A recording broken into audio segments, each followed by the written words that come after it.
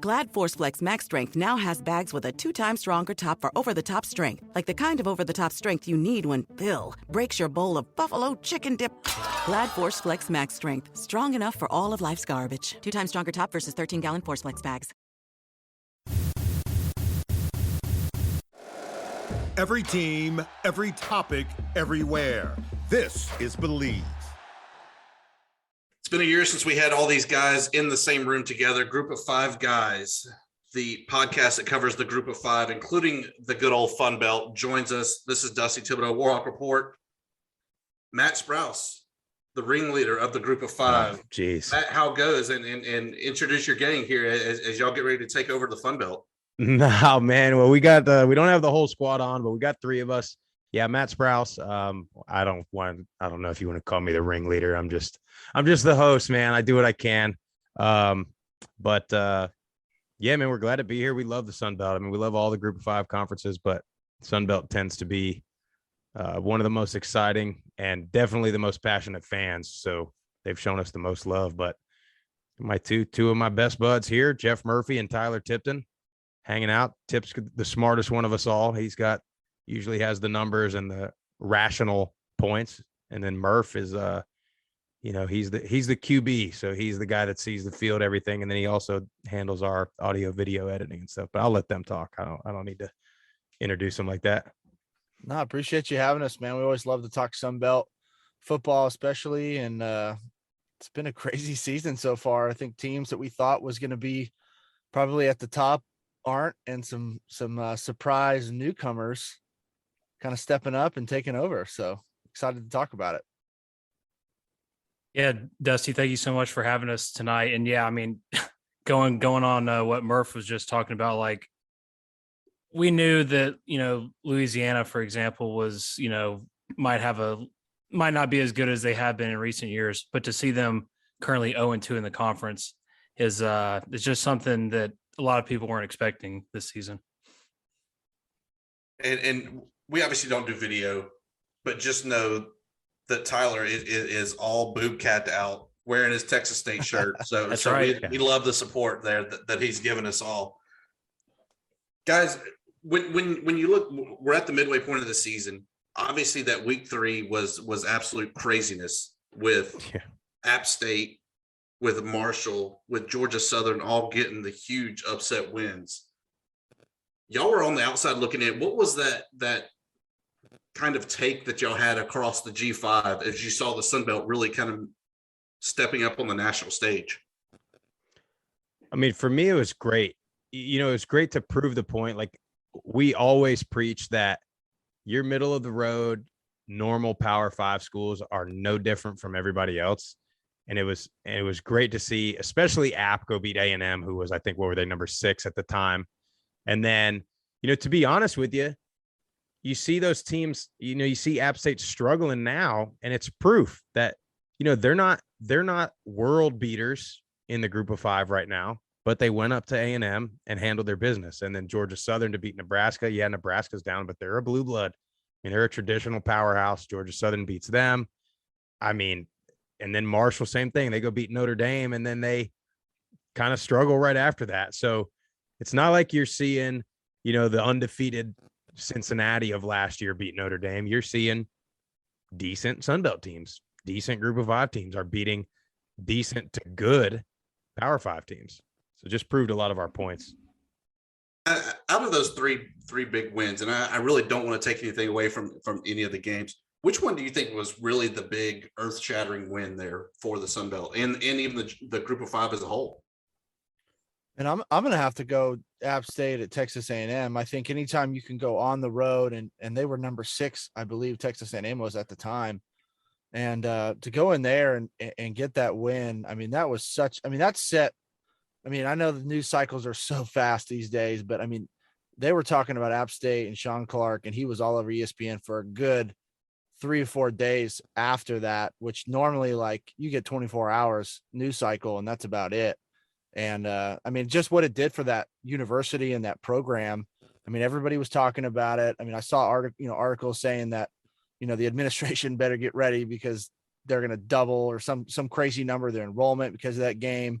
So I think it just kind of put put not only App State, but the Sun Belt especially, and the Group of Five in general, just kind of in a place, in a limelight that they haven't had in quite some time.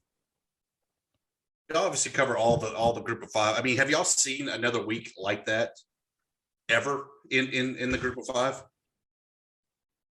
I don't think so. I mean, I think, to Jeff's point, if they all happened on separate weekends, all three of those schools would have gotten publicity. But because App State beat A&M like that, the Georgia Southern over Nebraska, I mean, yeah, Scott Frost got fired, but that's really it. I mean, you didn't hear anything about that. And then Marshall beating Notre Dame, and that didn't really get a whole lot. I mean, so I don't think there's ever been a time, especially all three of them coming from the same conference, and then all three of them beating, like I said, three of the premier brand names in college football. I don't think there's ever been anything like it. But to give a tip of the cap to y'all in the G5, y'all are all Middle Tennessee guys. Y'all had a good flag raising win this year as well. I mean, how big was that? Yeah, no question. First time Middle has beaten an AP top 25 team. And funny enough, I grew up a Miami Hurricane fan, so I was getting more phone calls and texts after that game. People that I didn't even know knew that I went to Middle Tennessee were like, "Bro, tell your coach to call off the dogs, man. We're getting smoked." And but again, then Middle Tennessee goes and loses 2 conference games in a row, and it's again, Miami is a decent team. So is Middle Tennessee, and UTSA is really good, and UAB is really good. So it's just more evidence to our point that these middle of the road to good, unless you're in the top, 5 or 6, anybody can get beat any Saturday by anybody. So we look around all of college football there, because there's so many bowl ties that we're going to start talking about coming up. G5, Conference USA, the MACtion, taking on the Sun Belt. Who are the teams that you see kind of standing out that Sun Belt needs to be on the lookout for as bowl season starts to kind of take the shape? I mean, Coastal's got to be the one that the Sun Belt needs to be promoting the heck out of. Because I don't know I guess James Madison can't play in a bowl or in the postseason. So if I was the Sun Belt, I would start, lobbying all I had for Coastal, because if they do end up running the table, or maybe having just one loss, I would be fighting with everything I got to get them in a New Year's Bowl. And if you're talking about, other conferences, maybe teams to watch out for, obviously, UTSA seems to be the favorite in Conference USA. They're really good. UAB is kind of I would say probably the second best team so far in that complete team in that conference. And then if you look at the MAC, I mean, Toledo, I mean, they're kind of leading all the statistics in that That's conference. Just that one guy though. Yeah. I mean, Daquan Finn, he's a stud, man. I mean, he's a dual threat guy. He can throw it. He's efficient. He can run. So, I mean, that's one you got to watch out for. If once you get into bowl season, if you're playing him, he's going to be a problem to stop. And I don't know if any Sunbelt teams will be playing any Mountain West teams out of that conference, but Boise State, with this new quarterback they have coming in, are starting to roll off some wins. And once UNLV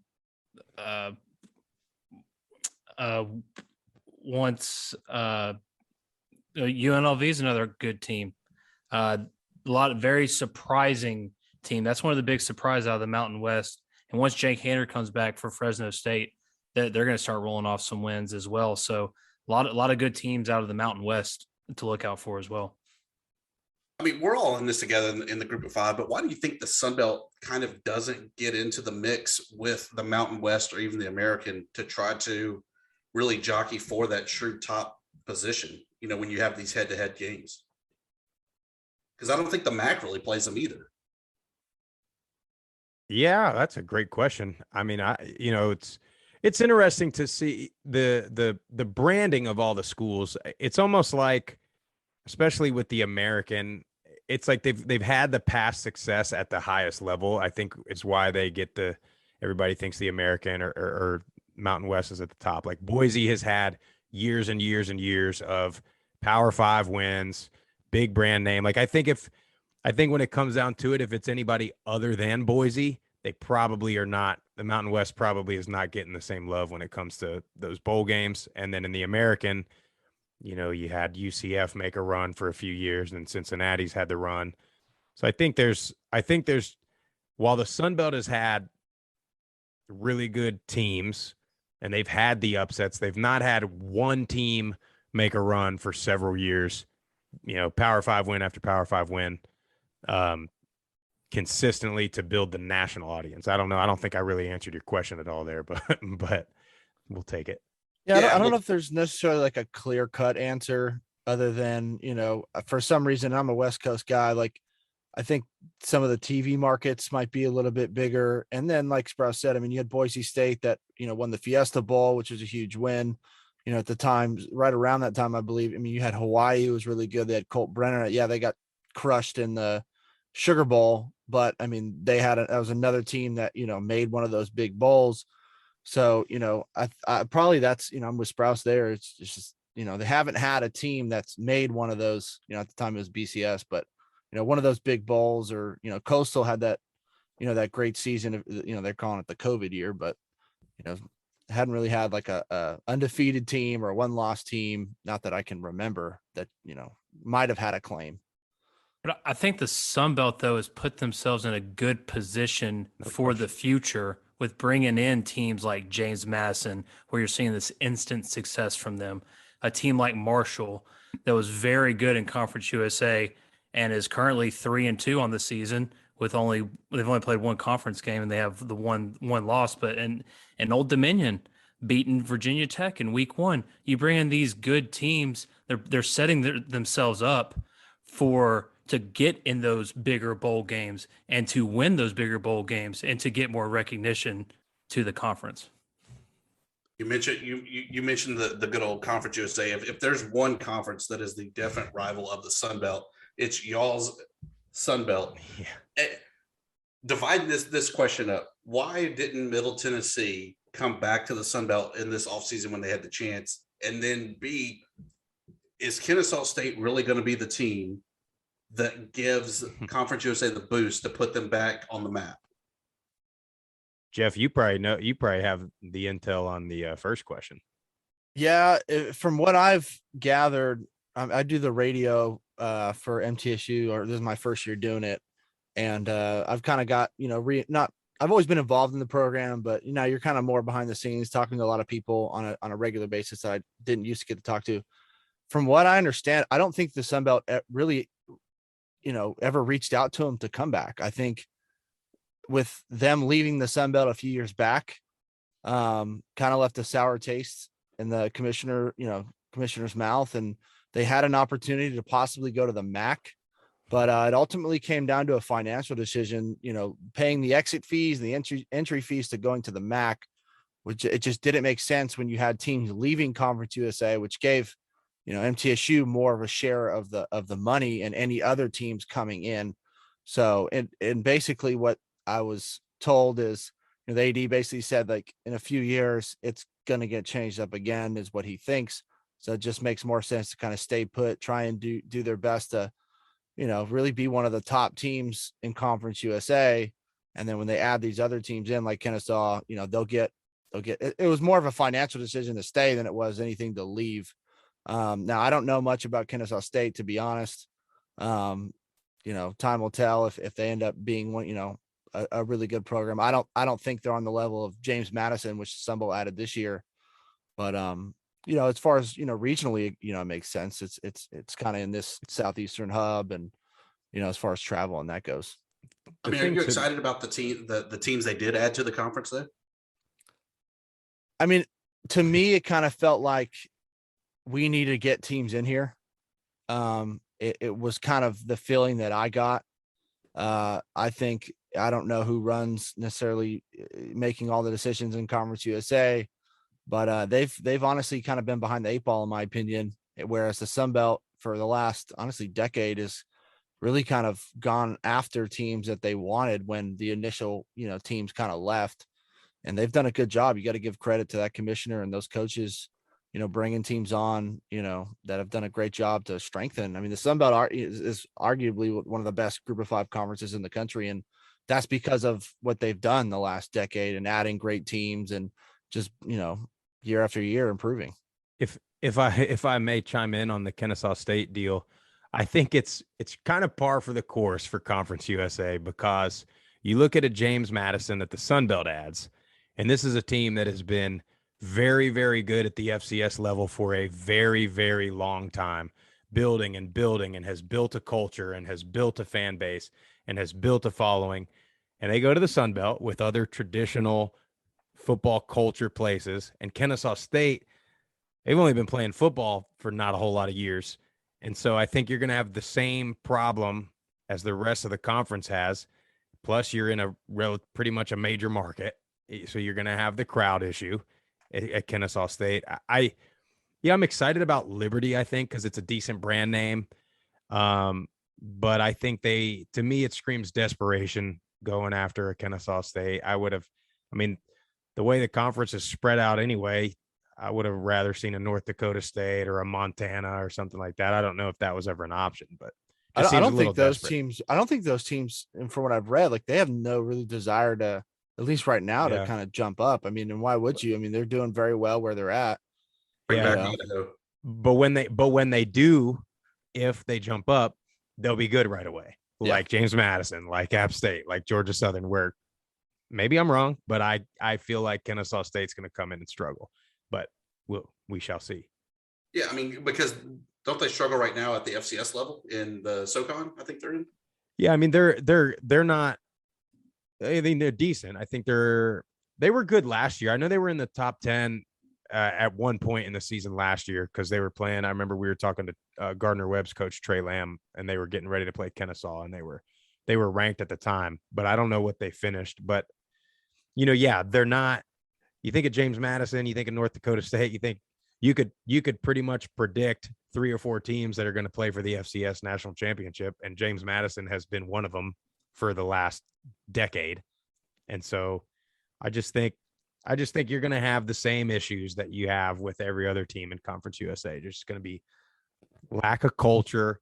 You're in Georgia, where, not only are you in Power 5 country, you're in like Clemson, Georgia, the Tennessee. most rabid fans in the country. You're right there. Yeah, Georgia. And then they're close enough. You're going to have Alabama problems, Auburn problems, Tennessee problems. So, we'll see. I mean, I don't want that. Also, I think their stadium's small. I thought there was a rule on having a certain number. It's season tickets now. They've changed that rule. It used to be seats, and now it's supposed season tickets, is what I've been told. But I mean, last year they were 11-2. This year they're 2-3 so far. So, we'll see. They made it to the playoffs last year, but I mean, we'll see. It's just, we'll see if maybe moving up gives them a little more recruiting ability, possibly.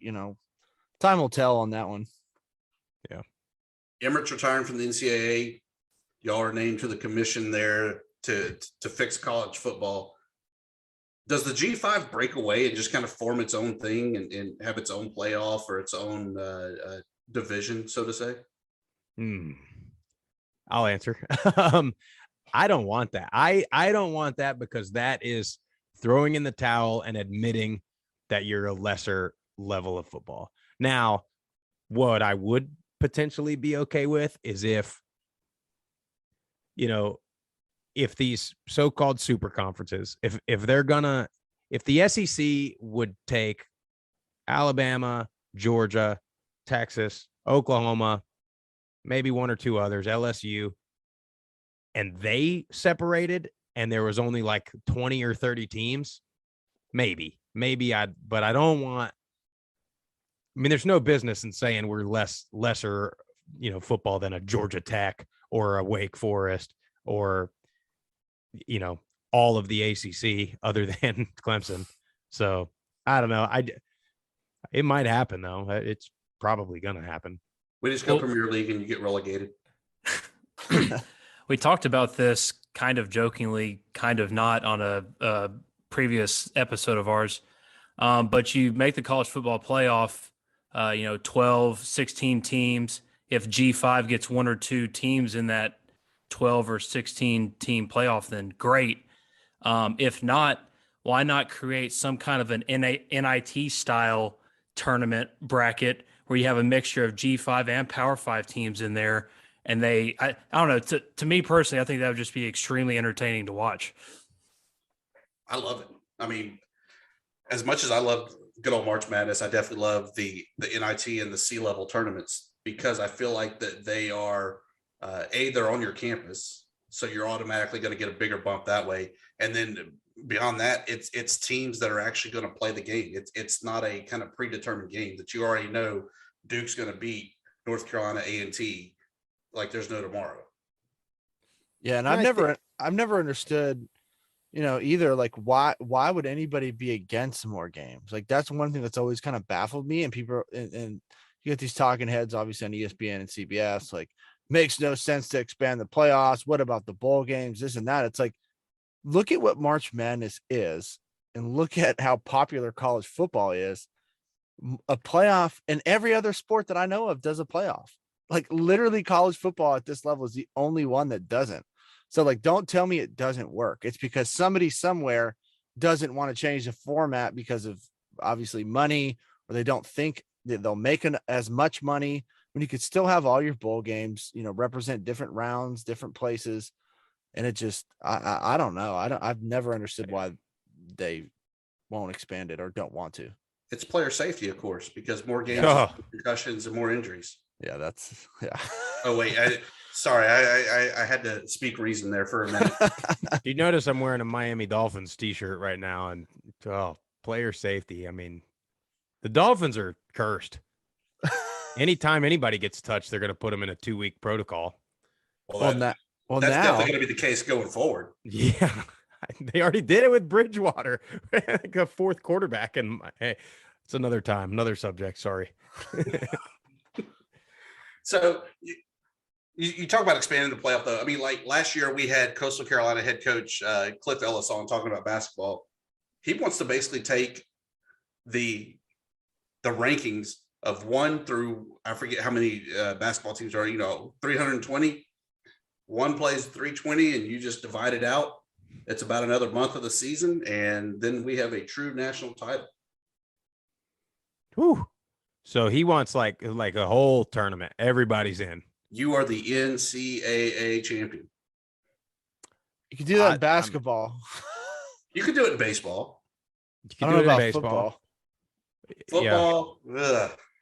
I don't know. I mean, to me, I am a proponent. 16 teams, all 10 conference champions, and 6 at large. I think you wouldn't get anybody complaining, because you would get every conference champ, and then you'd still, the mighty SEC would still be able to put 2 or 3 teams in there. The Big Ten would put 2 or 3 teams in there, and then everybody has a shot. And to me, everybody says, well, then the regular season doesn't mean as much. Well, who cares? Because you just added, 3 more rounds of true meaningful playoff rounds. And I mean, I wouldn't care if they were bowl games. I'd love to see college football playoffs on campus.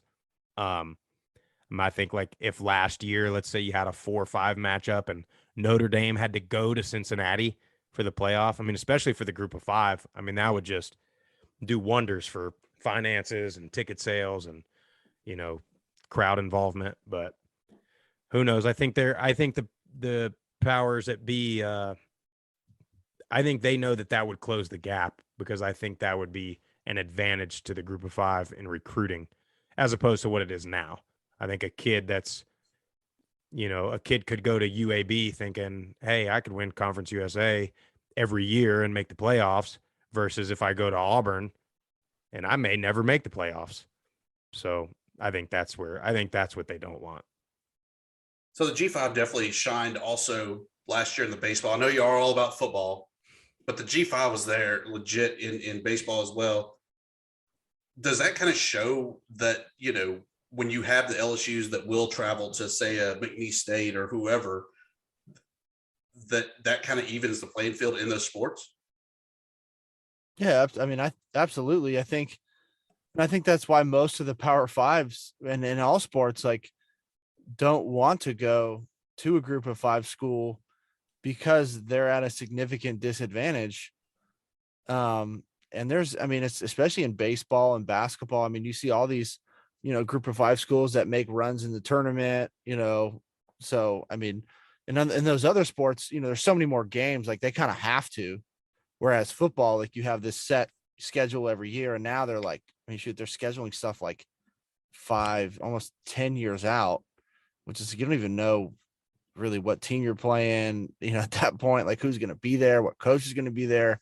So it's like they never want to go, on the road against, an underdog. I'm a huge home dog guy. And that's why, because they're at such a disadvantage where they don't have the crowd and everything else. Like they have less room for error. NIL, I know that's been hitting the G5 pretty hard. What's been y'all's take that y'all have heard around the group of 5 there? Tyler, I know you know some NIL. To be honest, I really don't. Sprouse would be the one that might know more about that. No, I mean, I just think you don't have the people that are these mega, I don't even know, mega billionaires that are so invested at the group of 5 schools. And I think that hurts. Like people are getting NIL deals, but I don't know that they're making life, anything life changing. And I think it is unfair that a Bryce Young can go sign $1.5 million deal before he takes a snap. I think that's stupid. And I don't think that was the purpose of the NIL. I think the NIL they'll get some regulation behind that. It's cool to see some of these guys be able to sell a t-shirt here and there. I just hope they don't get wrapped up into it. And it is hurting, the guys that are transferring with the transfer portal along with NIL. I think that's where the problems lie, because a guy can go have a good year at, Middle Tennessee and not make any money and not play in front of huge crowds. And then a school like Tennessee or, the corner transferred to Louisville last year, number 1 in interceptions in the country. And he transfers probably because somebody at Louisville at Papa John's or KFC or whatever was like, hey dude, give you an extra $50,000 to come play here. Why wouldn't you, So I think that one thing that I've seen, and this was a firsthand experience. We all know that scene from Jerry Maguire where the kid wants the hockey guy to sign his car, but he won't sign it because it's not the right brand. I've already seen it where college kids are not signing autographs for kids because they already have an NIL deal. And this is, something as simple as a schedule poster. I think that is where the NIL went way too far. And it's definitely time for the NCAA to kind of bring it back in some, so that we don't have these multimillionaires that are 17 years old that have never even played a down. Yeah. Well, also too, it's they were so against it for so long. And then it's like all at once, they just said, all right, enough's enough. You guys just do whatever you want. You open Pandora's box, and once it's out, like you're not getting that to go back in. And along with, like Sprouse said, with the transfer portal, it's just killing a lot of these group of 5 schools, and even the lower level schools, because these Power 5 schools are able to attract, the top talent at these other schools and basically load their practice squad is what they're doing. Occasionally you'll get a guy that, he might, rarely do you get them where they start right away. I mean, a handful of them do, but most of them, from what I've been told, is just being put, on the practice squad to, it makes the first and second team better because you're going against better competition, but you're getting, these kids are kind of getting sold a false narrative. Like, come here, we're going to give you this money and you're going to ball out. And it's like, they get there, and I don't think the grass is always greener. I think it's still really new. And in a couple of years, my hope is that the word's going to get around like, oh, this isn't really what we thought it was, as far as, I want to go somewhere and play, like not go somewhere and, yeah, I'm making a little bit of money, but I'm sitting on the practice squad, or I'm second or third string. Like what good is that? My thing is, you can either be a small fish in a big pond or a big fish in a small pond. You just got to make the decision. I'd rather be the best player on a smaller school where everybody's talking about me. I'm making all the plays. I'm playing maximum amount of, downs, and I have all the tape in the world. Whereas I go to an SEC or an ACC school and I'm I got minimal film. My goal is trying to go in the NFL. It's like, I don't have the same exposure as I did. Yeah, I'm on a, better team. Maybe we make a national championship, possibly, but are you getting the same amount of exposure? And I think these kids just automatically think I'm going to go in the portal. I'm going to go somewhere automatic, this, that. And it's like, if you look at the numbers of, actual successful transfers, it's not anywhere near as high as people think. Y'all were players at Middle Tennessee in the G5. Tell me about that kind of balance and things that you had to go through as the student athlete and your favorite memory, because y'all were in the Sun Belt, right? Mm-hmm. Yeah, that last year. So my last year was the first year in Conference USA. It was a big celebration, moving on up, man. What an awesome time. And then that just really fell on its head. I mean, for me, dude, I played in one series my time at Middle Tennessee, but I was a walk-on, and my first year I actually did work in the, worked a job in the off season. So I worked an overnight shift at Kohl's, actually unloading the truck. But to me, that's where I think some NIL stuff could be better. I think if you could provide walk-ons with some help financially, or if you could provide even the scholarship players with a chance to get some work experience, and maybe some money, sure. But these $1 million deals to put your face on something is stupid to me. But if you could use it as a teaching moment, because typically you can't work. I mean, you certainly can't work during the season. So then when it comes time for the guys, like all of us that never had a sniff of the NFL, and then you go to look for a job and you have zero real work experience. And sure, everybody loves an athlete, or they say they do, but you don't get a chance to get an internship that's going to put you in position to get a 6-figure job early enough. You're going to be working entry level. You're going to be selling, life insurance or working at Enterprise Rent-A-Car. So that's what I did. So, I think people, for the most part, and then just to say, the balance, I think people on the outside don't quite understand it, because most people we still do have a heck of a time in college and have fun and party and all that. But yeah, I mean, 90% of college students hate when they have to go to 8 a.m. classes, but every football player on campus is in 8 a.m. classes, everyone. And then, you look at that now, my God, 8 a.m. How nice would that be?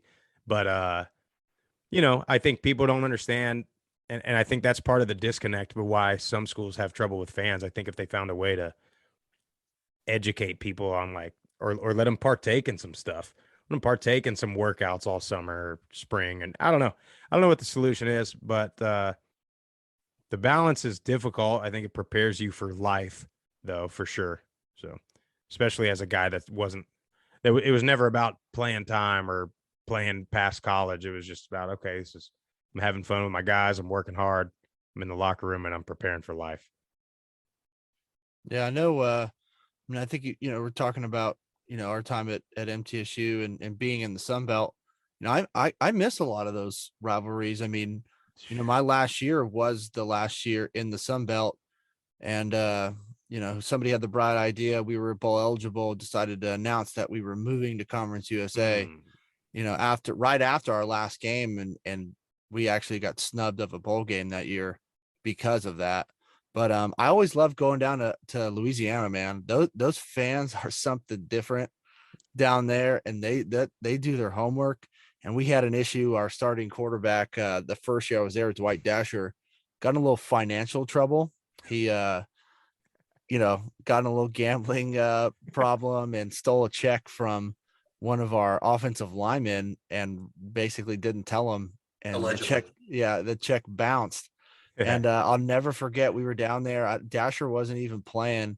And man, they had like one of the giant sized checks of, you'd see like in Happy Gilmore, like the big ones. And it had like Dasher's name on it. It said Void. And like they were talking about people's girlfriends. Like, and I got to give credit to those Raging Cajun those fans down there. I mean, that was just, and they're right on top of you on the sideline. Like they're literally like 6 feet behind the bench. It's like you hear every single thing that they're saying, and they know stuff that you wouldn't think they know. That was always like a great memory. And then And Arkansas State was really good back then when we were playing. And I just remember the battles, there and at home playing against them. And they were always just a really good team. And then Troy, I mean, the rivalry that Middle and Troy had, every single year was just such a great rivalry. And now it's gone. And you only, they played the COVID year twice, I believe, just because of scheduling, but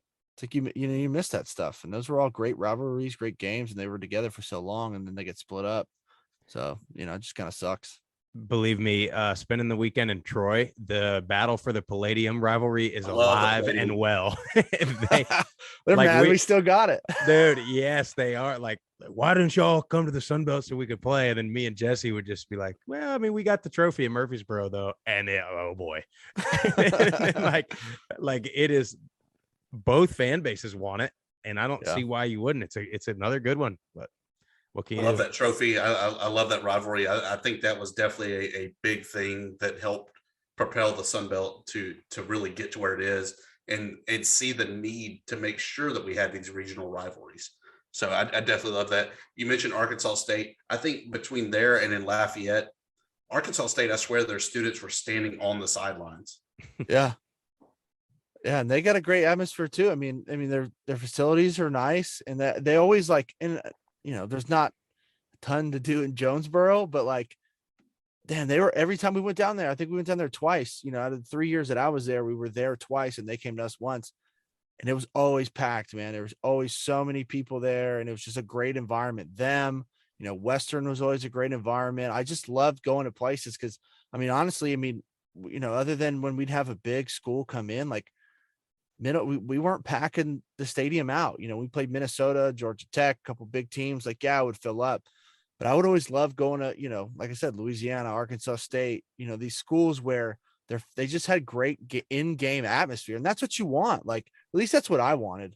I wanted to go to a place where I feel like I'm playing big time football. It's loud. The fans, talk trash. That's to me what college football is all about. And the Sun Belt has done a great job of just, keeping and growing these schools that have great fan bases and followings, and they're passionate fans. Without a doubt. And as you said that, watching the Louisiana and Marshall game, Khalil Laborn, the guy that was driving Ubers a year ago, dives in from 1 yard out, 7-3, Thunder and Herd. Both teams too. Especially Louisiana, both teams were probably two of the favorites. Marshall in the East, everybody thought the East was going to be the more difficult side of the conference, but Louisiana, I think most people knew it was going to be some sort of drop off, but then I don't think most people realized that Troy and especially South Alabama were going to come up. But it's both of those teams kind of struggling, kind of not really where they thought they'd be. So I'm interested to see how that one turns out at the end. Yeah, I'm definitely cheering for Mike Zorno. The Sun Belt legend. We have the audio of him, talking with us about his days of playing. I think he was a 3-time all-conference performer. He's one of us. We definitely want to see him succeed and do everything he can. But yeah, we definitely knew this year was going to be a rebuilding year. We just didn't think it was actually going to be this down. Yeah. Yeah, they anytime you lose just a head coach and half the staff and then with the transfer portal, you lose a bunch of guys like that. And that whole NFL draft. Yeah. Yeah, exactly. And then you top that off with looks like 3 other teams that also got a lot better. So Louisiana gets quite a bit worse, and then 3 other teams get a lot better, and that's why you're going to have a competitive conference. But that's what you want too. You also, you don't want Louisiana and App State to play for it every single year and nobody else have a shot. So I don't like that Louisiana's down, but I like that it's a little more competitive. And I know the Louisiana fans don't want to hear this, but they've been competitive in these games. I think early in the season, we see them lose to a team like Rice, and we're like, how does Louisiana lose to Rice? But then it turns out Rice is actually looking really good so far this season. And then you lose to, I know the I know the Monroe game. I know that one hurts for Louisiana, but that's a 4-point loss on the road, and then you lose to a good South Alabama team by 3 points. So, and it's 7-3 currently in this almost halftime that you're down to Marshall on the road. So they're being competitive in these games. So that with as much as they lost from that team last year, I think even though this year might be down to fans and people and people like us from the outside watching them and following them and stuff, I still think they're going to have success moving forward. Second half of the season is coming up this upcoming weekend. How do y'all see the second half shaking out? Do you think James Madison can actually run the tables? And do they get the exemption for a bowl game? I cannot wait. I actually hope that they remain undefeated and Coastal remains undefeated for that. I think they play Thanksgiving weekend would be awesome. I mean, we keep doubting them every week and they keep winning. They keep blowing teams out too. I hope they get an exemption. I don't understand that exemption rule anyway. But yeah, they're good, man. That's scary. Actually, I got to see them week 1, and they absolutely crushed, our Blue Raiders. But they're good, and I hated that we had to go there and play, and I get it again. Like when you look at the full swing of why the decision was made to take that game, Missouri backed out. They didn't want to come to Murfreesboro to play MTSU, so they paid us $800,000 to not play. We needed to pick up a game. James Madison said, we'll pay you $700 to come here. So it's a $1.5 million swing. But from a player and fan standpoint, I was like, this is a terrible decision because this is James Madison's first, game at this level. They already have a great fan base. They're going to be fired up. It was a trap game. Yeah, it was. And it was on the road. And not only very few people really knew a lot about James Madison, but the ones that did were like, we don't like this scenario at all. So they go up there and get beat bad. So then it, demoralized kind of the fan base and the team. They kind of bounced back in Colorado State and then another big game against Miami. But let me tell you, Todd Centeio is the real deal, man. He transferred from Colorado State last year, and he's an incredible thrower. They got great receivers. They do a good job up front. Their defense is top notch. And my favorite thing about him is, a lot of dual threat guys, their first read and they're taking off to run. He is not. He is looking to throw. And absolutely when he cannot at the last second, okay, now I'm going to run it. And that's what makes him so good is he's able to get through his progressions, go through his reads. If he's not there, now I can take off and make some with my legs. And he's just done a great job. His numbers are crazy this year, and they're undefeated because of it. Kind of flipping over to the West really fast. I think the West could potentially be decided within the next 2 weeks. You have South Alabama playing Monroe coming up. South Alabama should beat Monroe. They're at home. Troy is playing against Texas State at home. I think most of us picked Troy to win that game. I do think that game's going to be very close, though. But I think Troy comes out of that game. Jeff thinks otherwise with the Bobcats. Again, I think that's going to be a really close game. I think Texas State's going to come ready to play. But then 2 weeks from now, you have Troy going to South Alabama.